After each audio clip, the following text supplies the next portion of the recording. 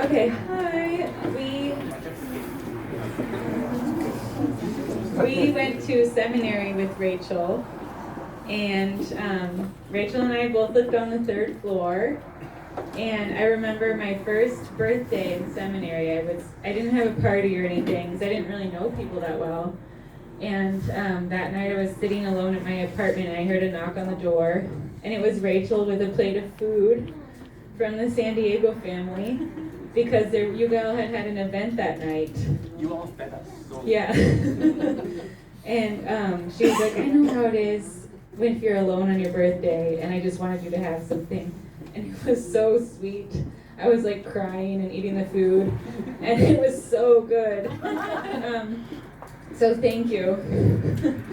And there were just so many nights of late night chats, and Rachel always brought oranges to class, in my memory. And sometimes that was the only fruit that I ate in the week. Just single-handedly saved us all from scurvy. Yeah, so she saved me from scurvy. And also taught me so much about sharing and helped me out a lot. I remember we were just learning so much. Seminary can be a really vulnerable time of just a lot of learning. It's like, I don't know what to think. And one time we were walking home from class and Rachel stopped me and she just stopped me right there and she was like, you have everything you need already inside of yourself. And I've carried that with me so much. Like when I don't know like what to think or like it just helps me to know like it's gonna be okay. Like anything that you're gonna need is already in you. And you don't have to take in everything that everyone's putting at you. And I really appreciate that. And so many other things. And I love you.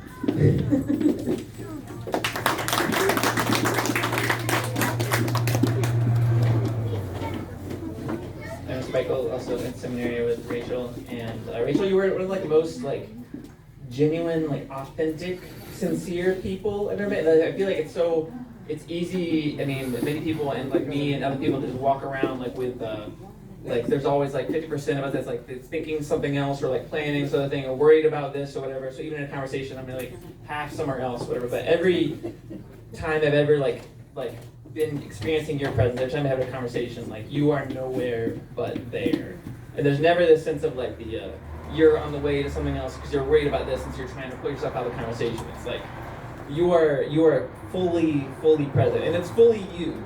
It's like you know that this is the person that you're talking to. Rachel and your family did help keep me alive, feeding me in seminary. We would come over with like intentions to study. I think we would like have like big goals of things to get done, and it would be like a whole series of hours. And the only thing that would happen is that like I would eat, which was a good thing. And then we would just have like, instead of any of the actual assignments, I feel like we would just range around literally everything else, just like deep, or like every relationship you have, like your conversation is like how can I help you grow? How am I growing as a person? How are you growing as a person? What's going on and how are we getting there together? And then, but so we were just like, we go through our entire personal journeys and talk about like life, the universe, and everything, and Sally ended up doing like a Spanish poetry reading out on the patio or something. And be like, wait, didn't we have homework we're supposed to do? Love you so much, Rachel. I'm grateful for you.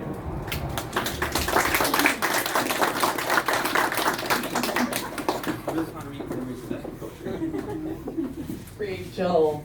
I'm Emily, and I also went to seminary with Rachel. And we were a year apart, but luckily overlapped for 1 year. Both lived on the third floor.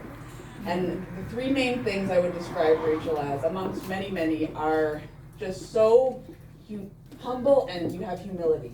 And that's always struck me so much, is you work and live in the world in such a humble way. And also you're so creative. So I've always known you as a creative soul, as many people have said. There's always an idea Rachel has for how to address a topic or cook something. So creative.